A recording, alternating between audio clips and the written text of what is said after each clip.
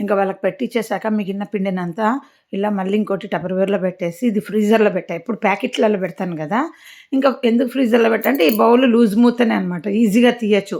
ఇంకా ఒకవేళ before day బయటికి తీసేసి నేను అట్లా పెట్టేస్తే ఎంత కావాలో అంత కూలింగ్ అంతా పోయి నార్మల్ రూమ్ టెంపరేచర్ చేస్తది. పొద్దున తీసి వాడేసుకోవచ్చు. అందుకని దీంట్లో పెట్టా. ఇంక మళ్ళీ పులిసిపోతది. ఫర్మెంటేషన్ అయిపోయింది గదా! ఇంక ఈ కాటన్ బ్యాగ్స్ ఉన్నాయి గదా! ఇంకొక బాక్స్ తయారు చేసుకుందామని చేసుకున్నాను. అది చూపిస్తానన్నా గదా! చోలే మళ్ళా క్లిప్‌లో చూపిస్తాను. కంటిన్యూ వీడియో ఎలా షూట్ చేసుకుంటున్నానో మీకు అలా పెడుతూ వస్తున్నా. ఈ కాటన్ బ్యాగ్స్ ఆ మార్క్ గ్రీన్ మార్క్ వరకు కట్ చేసుకొని నేను టపర్‌వేర్ అల్మార్‌లో షేప్‌లెస్‌గా ఉన్నవన్నీ పెట్టుకోవటానికి పెట్టుకున్నానండి. ఎన్ని రోజులొస్తే అన్ని రోజులొస్తది. ఏం పోయింది కట్ చేయడము, చిన్న టేప్ బార్డర్‌కేయటము, మళ్ళీ ఉన్నాయి గదా! అవి అయిపోయినాక మళ్ళీ వేసుకోవచ్చులే అనేసి ఇంకా అవి డస్ట్‌బిన్‌కి వేసుకొని పడేయాలి. నేనేం జేయాలి? మా ఇంటికి ఎవరొస్తారు? ఎవరికేం ప్యాక్ జేసియాలి? ఇంక సరే ఇలా ఇవి కనిపించినప్పుడు ఓపిక ఉన్నప్పుడు ఎక్కడ అవసరం అనుకుంటే అక్కడ చూద్దామనేసి బ్రెడ్ టోస్టర్ దీంట్లో పెట్టొచ్చా అని. మీకు కూడా ఏదైనా మీ దగ్గర ఉన్నాయనుకోండి ఇలాంటి బ్యాగ్ రాంగానే మీకు కవర్ బాక్స్‌గా పెట్టుకోవచ్చని ఆలోచించుకోండి.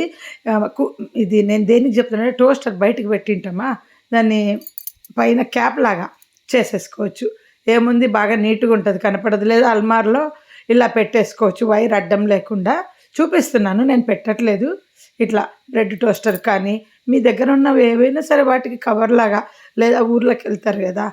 అప్పుడు గూడా దుమ్ము పట్టకుండా దేని మీదన్నా అట్లా కవర్‌లా కప్పొచ్చు. ఇలా పెట్టానండి. తీసుకునేటప్పుడు ఈజీగా ఉంటది. బరువు ఏం పెట్టలేదు. ఓన్లీ లంచ్ బాక్స్‌లు మిల్క్ కోసము పెట్టుకున్న టపర్‌వేర్ వాటర్ బాటిల్సు ఇవన్నీ కొన్ని పైన, కొన్ని కింద ఇదంతా నా టపర్‌వేర్ అల్మారీ అండి. కింద ఎల్ షేప్ వార్డ్‌రోబ్ ఉంటది గదా!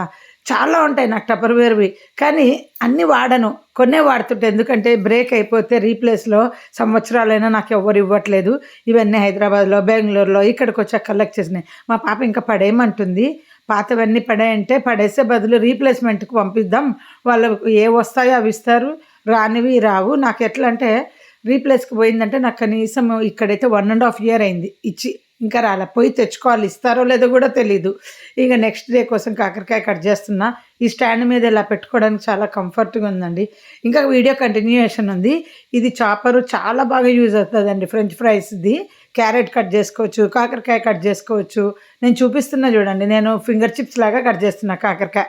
ఎందుకంటే శనివారము కర్రీ చేద్దాం మా ఆయన కోసం అనేసి మొన్న చెప్పాను గదా! వీడియోలో.